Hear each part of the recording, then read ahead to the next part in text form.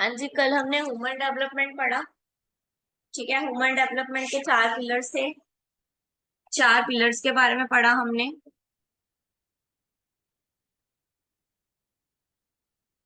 कौन कौन के थे? Equality, efficiency, participation and sustainability.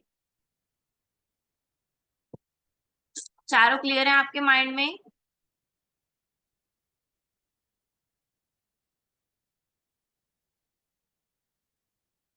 हाँ जी, आंसर्स मी। चारों क्लियर है आपके माइंड में?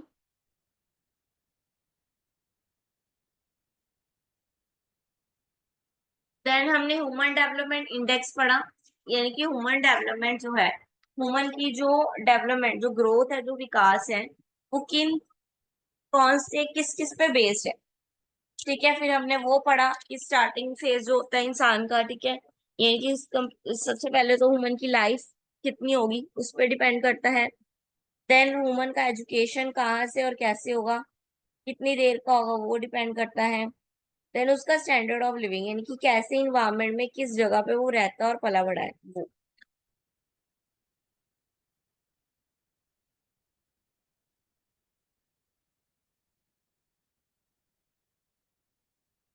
देन हमने अदर ह्यूमन इंडेक्सेस पढ़ने थे।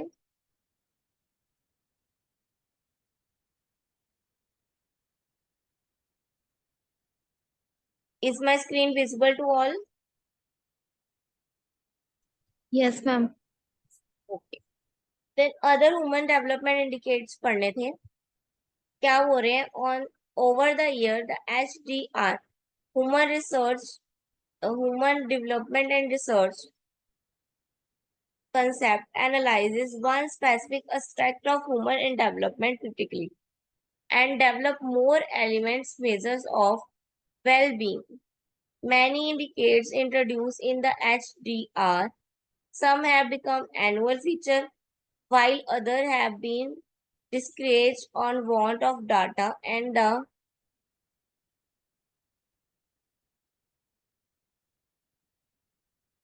the feasibility to calculate index across countries.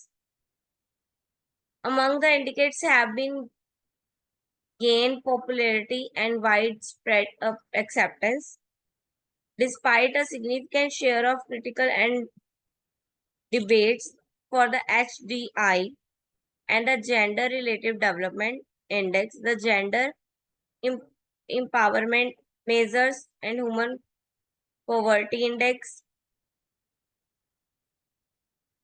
क्या बोल रहे हैं? जैसे जैसे टाइम बढ़ता जा रहा है, हमें ह्यूमन की डेवलपमेंट अपने आप होती जा रही है। ऐसा नहीं, कुछ स्पेशल नहीं करना पड़ रहा, उनकी डेवलपमेंट अपने आप होती जा रही है। हमें बस उसको राइट डायरेक्शन में रखना।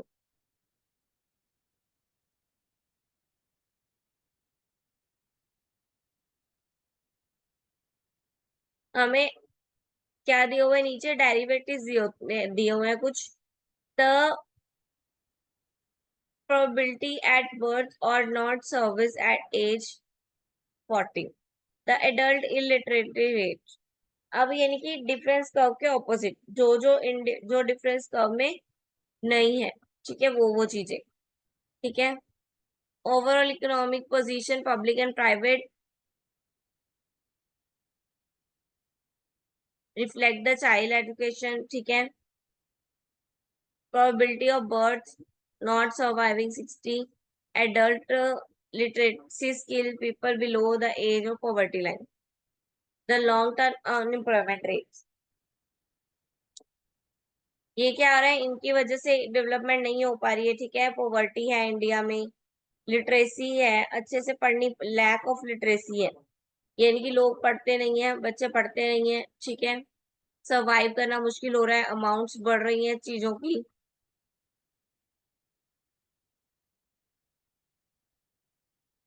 हाँ जी, ये पढ़ो जरा। जीईएम, जीईएम से पढ़ो। आपसे पूछ रहे हैं मैंने, जल्दी पढ़ो।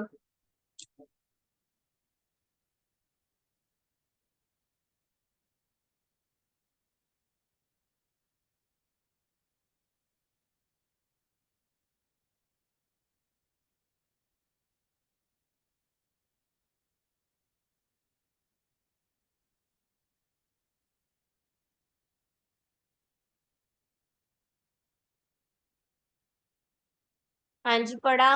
बताओ क्या लिखा है।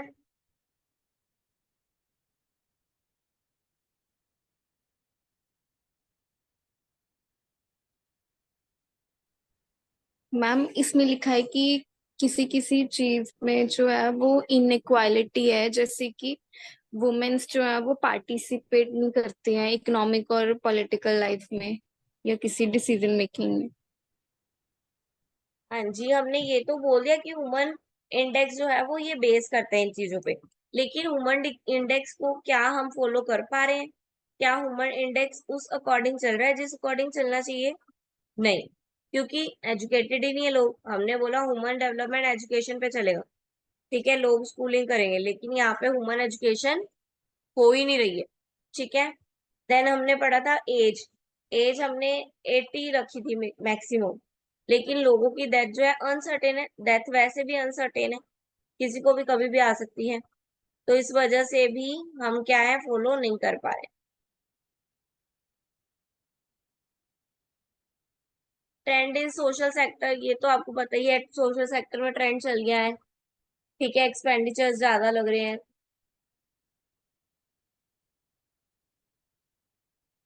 ये आपको एक एग्जांपल दिखा के पढ़ाए हुए हैं।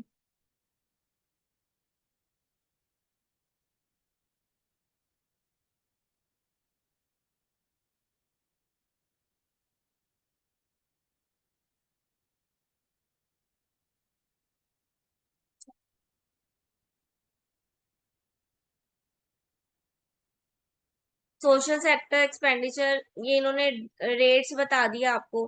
ठीक है, कि इंक्रीज हो रहा है इंडिया का। ठीक है, जो एवरेज है वो भी बढ़ रहा है according to period of time की वजह से। ये देखो, ये अलग अलग कंट्री का दिया हुआ है। GDI, gross in development index. पहले यहाँ पे थे ग्रोस। ये यूएस का है। यूएस की ग्रोथ डेवलप ह्यूमन पे सबसे कम है। क्यों है? क्योंकि यूएस में सबसे ज्यादा कैपिटल है, लेबर कम है। ओके, चैप्टर क्लियर है? किसी को कोई डाउट है वो पूछ सकता है।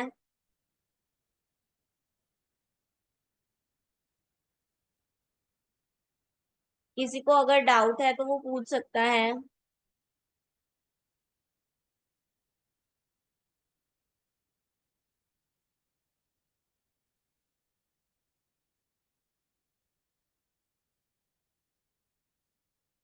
चैप्टर क्लियर है ये वाला? ह्यूमन इंडेक्स वाला, ह्यूमन डेवलपमेंट इंपॉर्टेंट चैप्टर है।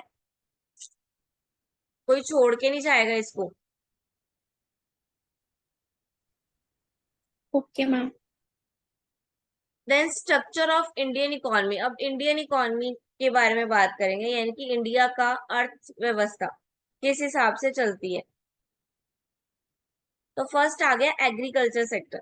सबको पता है जो इंडिया है उसमें सबसे ज्यादा जो वर्क है वो कौन सा सेक्टर करता है स्टार्टिंग से? That is agriculture. यानी कि सबसे ज्यादा जो इनकम जनरेट की जाती है या प्रोडक्ट जनरेट किए जाते हैं वो कहाँ से होते हैं? वो एग्रीकल्चर से होते हैं।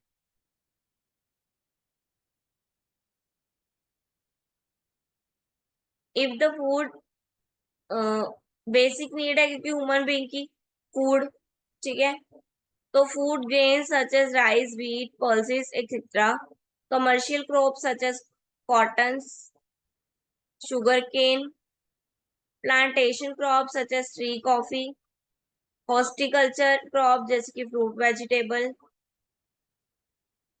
These certain activities such as milk, dairy product, poultry, fishing, ये सब एग्रीकल्चर में इंक्लूडेड है। ठीक है, एग्रीकल्चर कोई छोटा लेवल नहीं है, या एग्रीकल्चर कोई कम का लेवल नहीं है। एग्रीकल्चर एक बड़ा लेवल है। ठीक है, जिसमें इतनी सारी चीजें आती हैं, हर तरह के प्रोडक्ट और फूड प्रोडक्ट और नॉन फूड प्रोडक्ट की डिमांड आती है। ठीक है, लोग फिशिंग की डिमांड करते हैं। लोगों को स्पाइसेस भी चाहिए, वेजिटेबल्स भी चाहिए, टी भी चाहिए, कॉफी भी चाहिए, पल्सेस भी चाहिए, व्हीट भी चाहिए, मिल्क भी चाहिए। ठीक है, ये सब चीजें।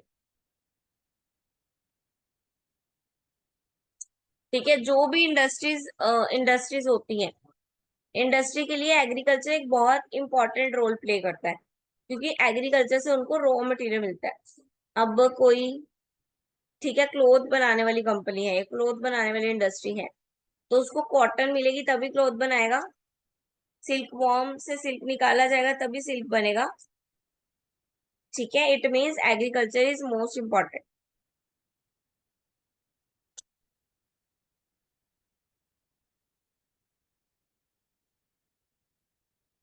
Gross domestic product, employment generation, export, etc. Another dimension of the role of agriculture is a supportive tender to be industrial sector by supplying raw material. वही जो मैंने बताया कि जो एग्रीकल्चर सेक्टर है वो हमें इंडस्ट्री सेक्टर को रॉ मटेरियल प्रोवाइड करता है। ठीक है, without agriculture sector industry sector को रॉ मटेरियल मिल ही नहीं सकता। ठीक है, अब जीडीपी में क्या रोल है? जीडीपी यानी कि ग्रोस डोमेस्टिक प्रोडक्ट, इसमें क्या कंट्रीब्यूशन है एग्रीकल्चर का? सबसे पहले तो एग्रीकल्चर इंडस्ट्री को डेवलपमेंट करने में सबसे बड़ा रोल प्ले करती है। ठीक है, इंडस्ट्रियल डेवलपमेंट। ठीक है, इंडस्ट्री को रॉ मटेरियल प्रोवाइड करती है, मैन्युफैक्चरिंग में हेल्प करती है, सर्विसेज प्रोवाइड करती है।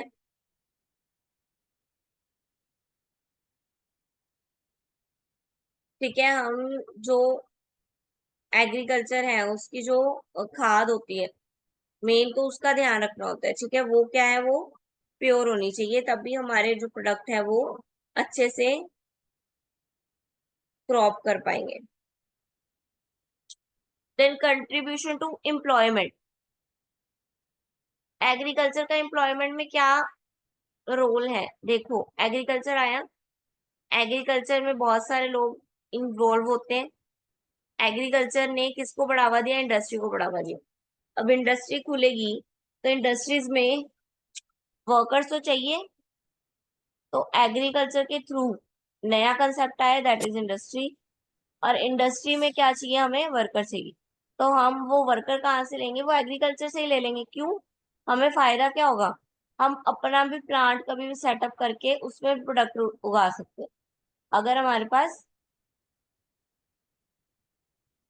ट्रू एम्प्लॉयमेंट है।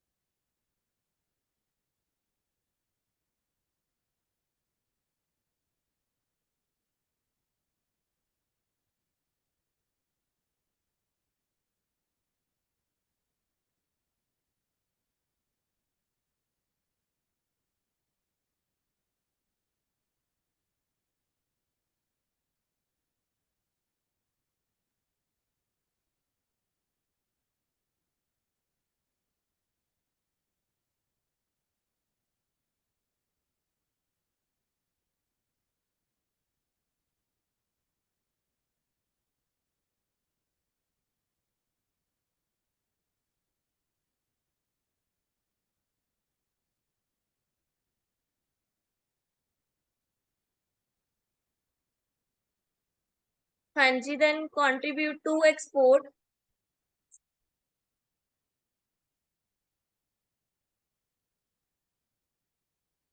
सॉरी सॉरी थोड़ा नेटवर्क इशू लग रहा था मेरे को। अब हम पढ़ रहे हैं, आवाज आ रही है मेरी? हाँ जी, यस मैम, अब आ रही है मैम, पहले नहीं यस आ रही थी मैम। आवाज। Yes ma'am. आवाज आ रही थी, एक मिनट। स्क्रीन विजिबल है मेरी? Yes ma'am. Yes ma'am. मेरे को भी शो नहीं हो रही।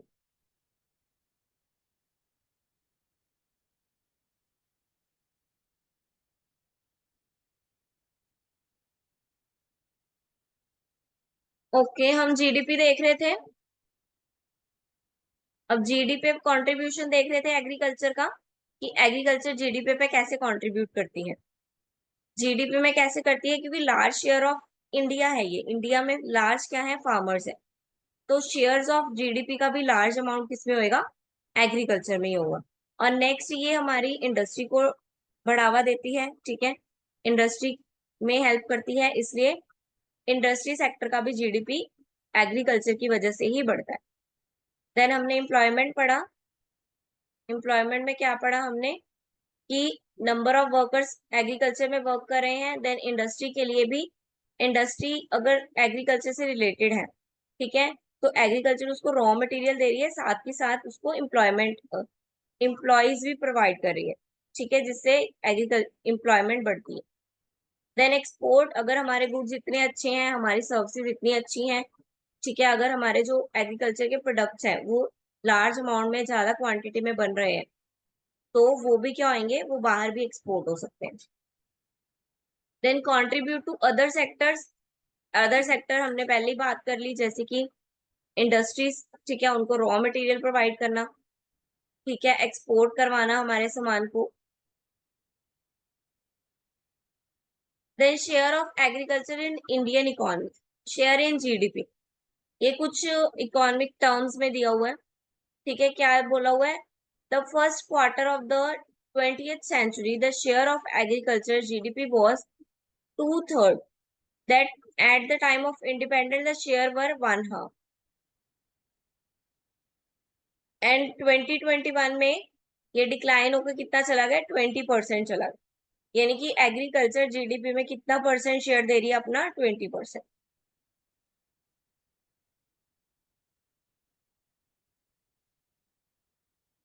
देन ये कुछ ईयरली परसेंटेजेस दिए हुए हैं एग्रीकल्चर में, ठीक है, आउटपुट दी हुई है, वैल्यू ऑफ आउटपुट कितनी आ रही थी, इतने इतने प्रोडक्शन हो रही थी और इतना इतना जीडीपी का परसेंटेज दे रही थी। Then share in workforce, agriculture in India absorb a large proportion of a labor force. The proportion of the workforce engaged in agriculture in India, even in 1990s, more than 60%. According to 91 population census, 67% of the workforce has engaged in agriculture. This proportion was marginally lower than the earlier century, which was 72%. ठीक है, वो बोल रहे हैं कि 1991 के around agriculture में कितने लोग काम कर रहे थे, 67% टोटल पॉपुलेशन का, ठीक है, 90s में 60%, और उससे भी अगर हम अर्लियर देखें, यानी कि उससे भी पहले की बात करें, तो 72% आउट ऑफ 100% वर्कर जो थे वो किस में काम कर रहे थे, एग्रीकल्चर में काम कर। देन एक्सपोर्ट आ गया, ये आपको मतलब प्रॉपर ये फिगर नहीं याद रखनी, आपको जो है, अब आपका ये टास्क है कि आपने एग्रीकल्चर के न्यू जो परसेंटेजेस हैं वो पता करके आनी, और वो ग्रुप पे सेंड करनी है कि मैम एग्रीकल्चर में वर्कफोर्स में इतना शेयर है, जीडीपी में राइट नाउ इतना शेयर है, एक्सपोर्ट में राइट नाउ इतना शेयर। हो जाएगा ये काम?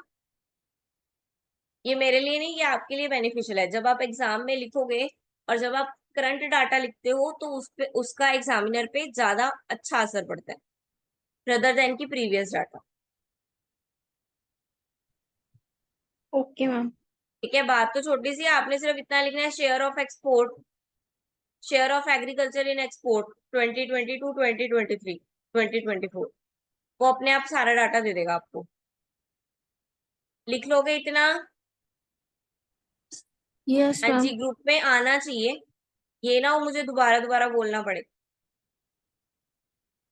ग्रुप में आ जाएगा, मुझे पर्सनली भेज देना, मैं ग्रुप में अपने आप डाल दूंगी, नहीं तो या आप ग्रुप में खुद डाल सकते हो तो ग्रुप में डाल देना, या फिर जो हमारी उस पे ऐप है जो, उस पे भी चैट चैट है, उस पे डाल सकते हो आप, उस पे आप बात भी कर सकते हो, तो उस पे चाहे डाल देना या टाइप करके डाल देना, जैसे भी आपको सुटेबल हो।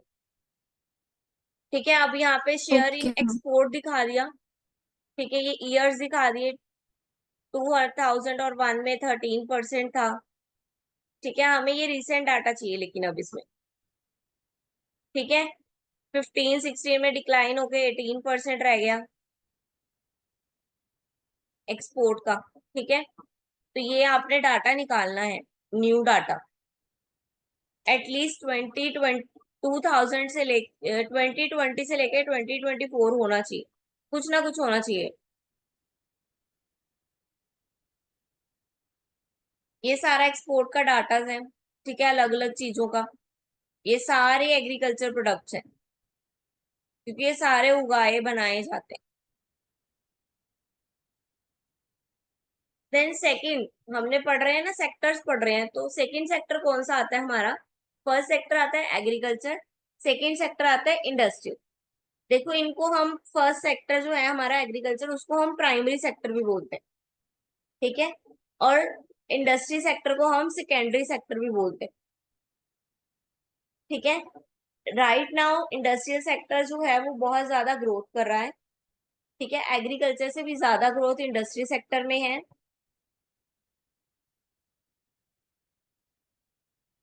और ये जीडीपी में भी अच्छा खासा शेयर जो है वो दे रहा है अपना। इसमें कौन कौन सी आ गई हमारी industries? Like insurance, micro small and medium enterprises, chemical fertilizers, defence product, Colgate, retail textile, pharmaceutical, manufacturing etcetera. Providing for the users, the sector also highlights schemes, government forms, act, rules, policies, reports related to the various industries and corporate governance। ठीक है, ये सारे sectors हैं जो हमारे industrial sector बोलते हैं, जिनको हम, ठीक है, इसमें आईटी भी इंक्लूड हो जाएगा। ठीक है, देखो डिजिटल टेक्नोलॉजीज आ गई। ठीक है, रिपेयर भी आ गई उसमें, री इनोवेशंस भी आ गई, advance technology improvement, productivity, automations companies आ गई। जितनी भी इंडस्ट्रीज आप समझ पा रहे होगे, जितनी भी इंडस्ट्रीज हैं इस टाइम, इंडस्ट्री समझ पा रहे हो ना? Yes ma'am. इंडस्ट्री समझ पा रहे हो ना, जैसे कि जो मतलब कि रॉ मटेरियल लेके फिनिश प्रोडक्ट बनाती है, बना बनाया नहीं मिलता जिनको, जो प्रोडक्ट बनाती है फाइनली। ठीक है, then organization are recognize that many of the disruption of the today technology, customer shifting are opportunity for growth।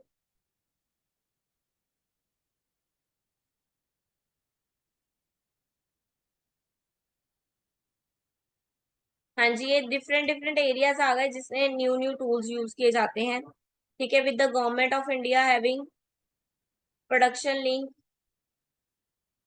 Incentive technique schemes. ठीक है, गवर्नमेंट की स्कीम्स आ गई, देन बिल्डिंग आ गई, सप्लाई चेन हो गया, क्लाइमेट चेंज हो गया, इन्वायरमेंट हो गया, टैलेंट और स्किल्स की शॉर्टेज हो गई थोड़ी बहुत। ठीक है, यानी कि इंडस्ट्री में वर्क करने के लिए हमें स्किल्ड और टैलेंटेड वर्कर्स चाहिए होते हैं, ठीक है। अनस्किल्ड और इलिटरेट वर्क जो है वो नहीं कर पाते, ठीक है। आजकल की इंडस्ट्री में टेक्नोलॉजी यूज होती है, टेक्नोलॉजी भी हाई लेवल की यूज होती है, अब एआई आ गया है, ठीक है। कंप्यूटर यूज होने लग गए थे। तो इन सबको करवाने के लिए, इन सब पे टास्क करने के लिए हमें जो है वो स्किल्ड लेबर चाहिए होगी। देन साइबर रिस्क है थोड़ा सा, ठीक है। इंडस्ट्रीज में कंप्यूटर्स आ गए हैं, आईटी टेक्नोलॉजी आ गई है, जिससे जो सिक्योरिटी है वो थोड़ी कम हो गई है, क्योंकि ट्रांसपेरेंसी ज्यादा हो गई है, जिसकी वजह से साइबर रिस्क भी आ रहे हैं। ये अब ग्रॉस वैल्यू एडेड में इंडस्ट्री का आ गया, इंडस्ट्रीज की वैल्यूज आ गई।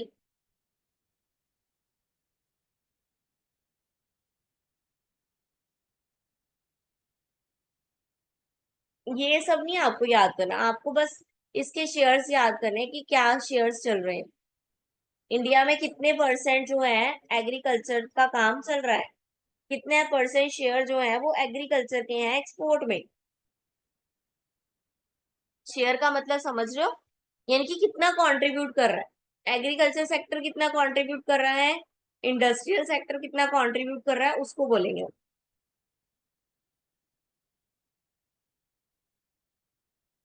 देन थर्ड सेक्टर है हमारा सर्विस सेक्टर।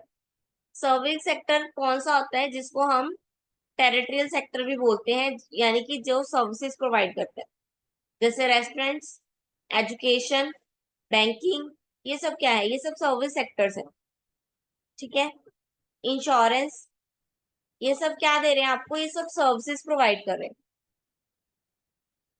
सर्विस सेक्टर आज के टाइम में सबसे ज्यादा जो डेवलप हुआ है, या आफ्टर इंडिपेंडेंस बोल दें या आफ्टर 90s बोल दें, जो सबसे ज्यादा डेवलपमेंट हुई है इंडिया में, वो किस सेक्टर में हुई है, सर्विसेज सेक्टर में हुई है। देखो सर्विस सेक्टर देखो 61%, सबसे ज्यादा डेवलपमेंट इंडिया में किस सेक्टर की हुई है, सर्विस सेक्टर की,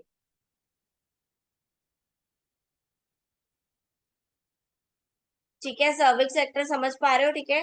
जैसे कि रेस्टोरेंट्स की सर्विसेज देना, एजुकेशन की services.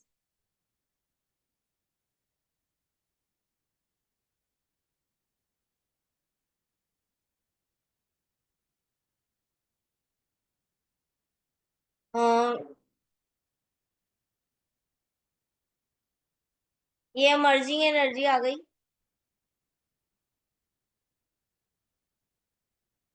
Prospectus of the services sector in India. Service sector in India has a highest employment elasticity among all sectors. Thus, it has the potential for huge growth as well as the capability to deliver higher productivity jobs, leading to the revenue generation to address the challenges of job creating. The Skill India program aim to achieve its target of upskilling 400 million people by 2022. Important line, ठीक है। ये scheme जो थी India programme M scheme, इसके अंतर्गत इसके अंतर्गत हमें 400 लोगों को 2022 के अंदर अंदर स्किल्ड बना दिया, स्किल दी गई, ठीक है। उनको पढ़ाया नहीं गया, उनको स्किल सिखाई गई, यानी कि किसी को ऑटोमोबाइल का काम सिखाया गया, किसी को रिपेयर का काम सिखाया गया, ठीक है, किसी को बिजली ठीक करने का काम सिखाया गया। तो इस अकॉर्डिंग उनको सर्विसेज देने के लिए प्रोवाइड किया गया, उनको एम्प्लॉयमेंट के लिए रेडी किया गया।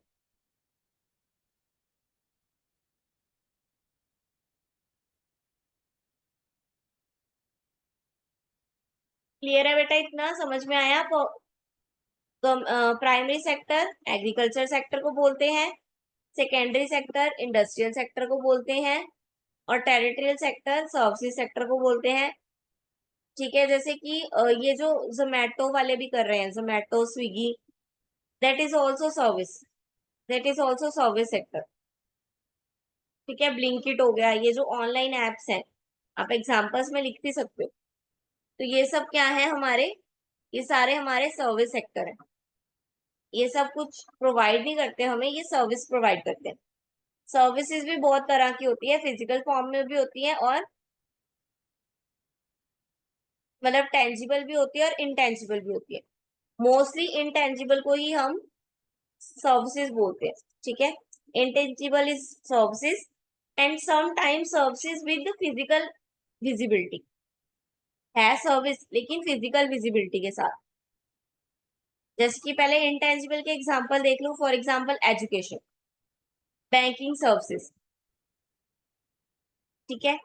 और अगर हम सर्विसेज विद फिजिकल देखें, फिजिकल प्रोडक्ट के अकॉर्डिंग देखें तो हम बोल सकते हैं जोमेटो, स्विगी, है ये सर्विसेज ही, लेकिन इन द एंड ये हमें फूड प्रोवाइड करते हैं,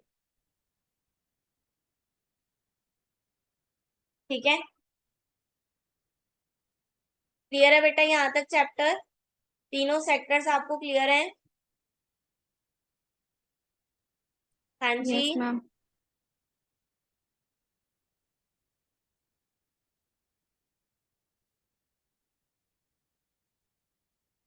ये चैप्टर क्लियर है आपको?